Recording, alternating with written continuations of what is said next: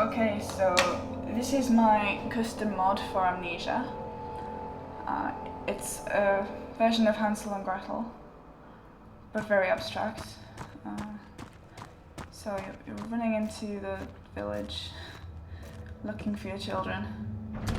If you had this fit of regret from your wife making you leave them out in the cold to die, you happen across this small settlement. I feel like the bones have no collision because the player gets stuck on certain items. I used blocking boxes to get around the plants. So you're into this nice, relatively safe sounding house. You pick up tinder boxes because you can light sources. The character goes a bit crazy if he stands in the dark for too long. He starts tripping out and going a little insane.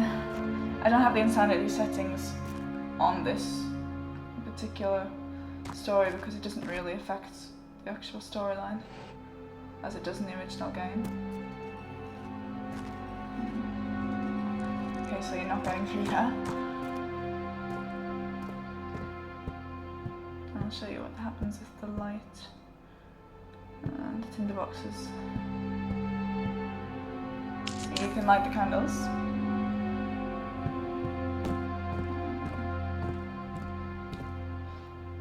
All of these little pop-ups are controlled by an external language scripting file, which I'll show you later.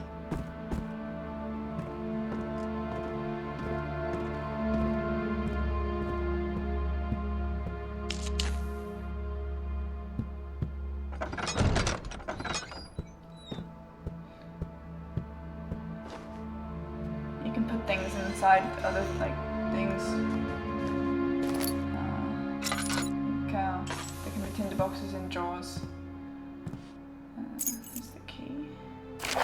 That's a quote from the original fairy tale Hansel and Gretel.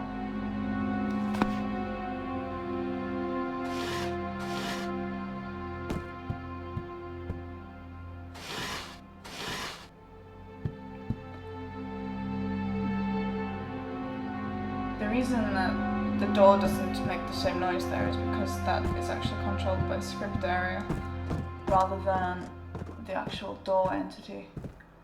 I'll explain that later.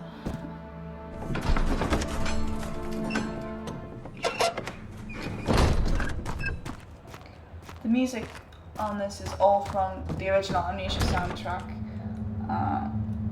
With the script files you can control which one you want to play and when.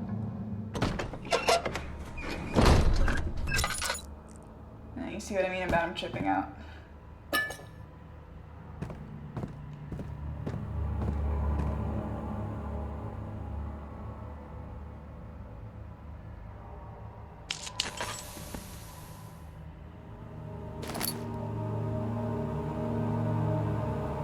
Just put some oil in my lantern.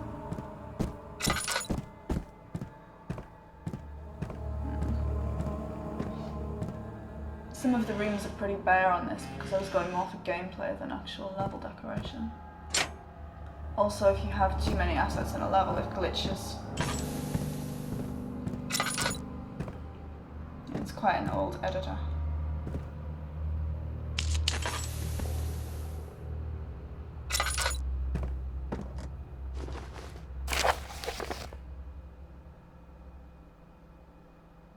It's just a little clue for the player.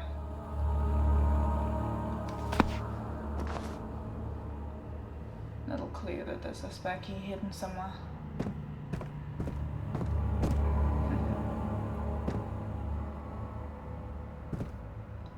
And the tinder box.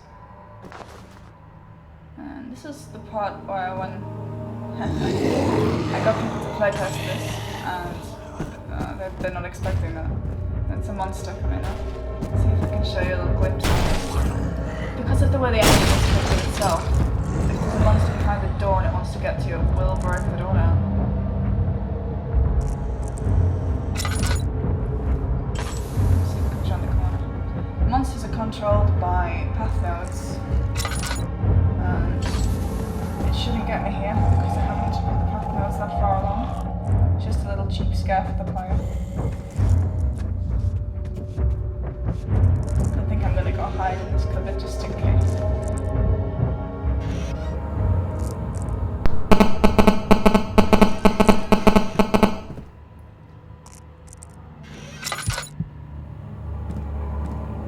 Okay, so he's gone now. He won't re-trigger when I go back to that area. Just like that.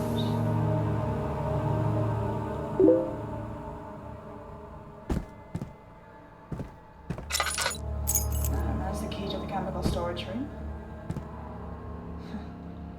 Yeah, use of decals in this is that they affect the some of the objects that you put them on top of. This created a bit of a problem when putting them across doors that you can then open because the decal was still hung in midair.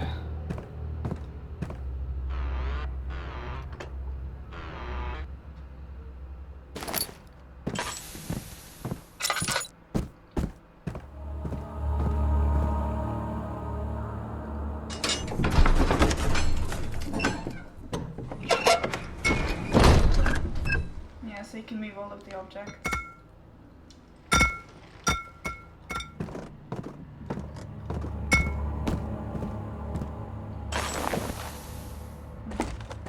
Another way of refilling your lantern.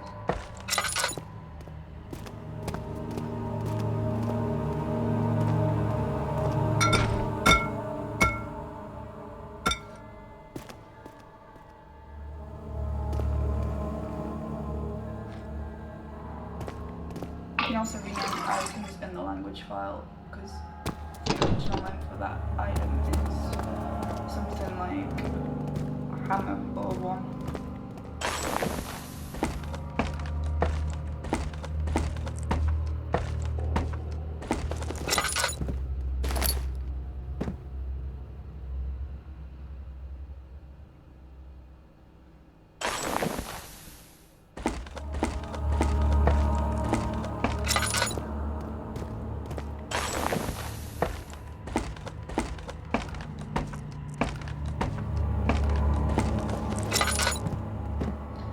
Go back to the house and use the sledgehammer. Oh.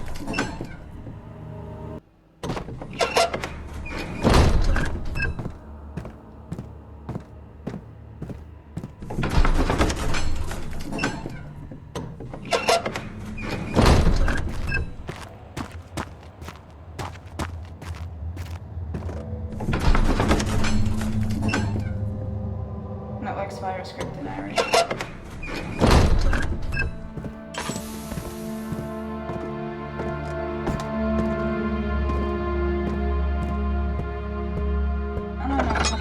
So I'm just going to open that cupboard door a little bit.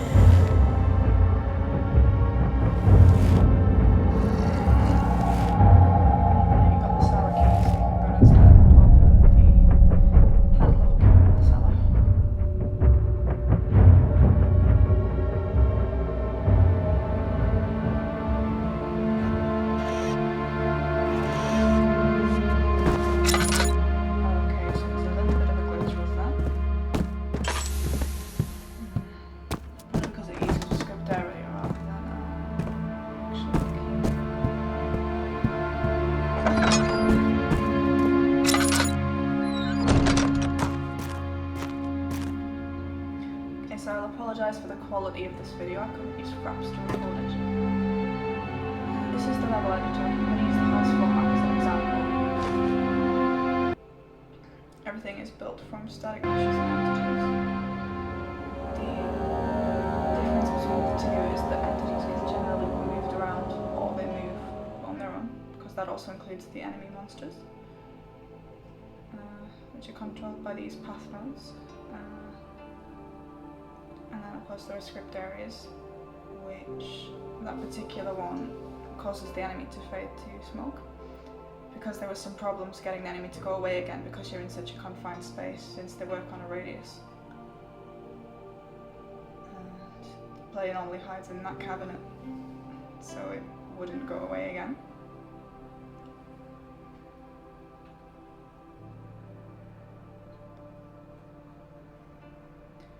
And then in terms of lighting, just use point lights. These kind of pick up light from the surrounding light sources, such as the lamp entities, and it makes them more intense because the lamp entities aren't capable of filling the space on their own. That's the monster there, it's set to deactive, and it activates when the player picks up this key. This is all controlled through scripting.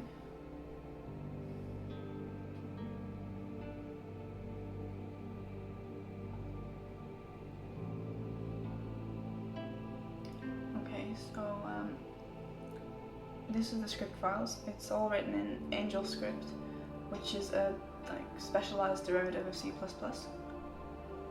It's structured similarly to that.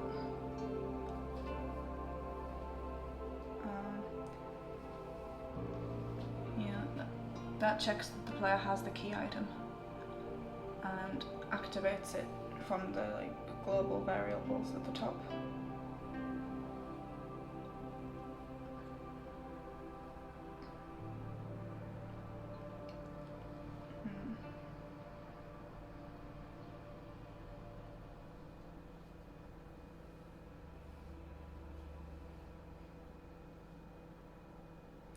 Okay, so this is the language file. This is written in XML. That controls everything from the story description at the beginning to the little text pop-ups when you hit a certain script area or you try to open a locked door.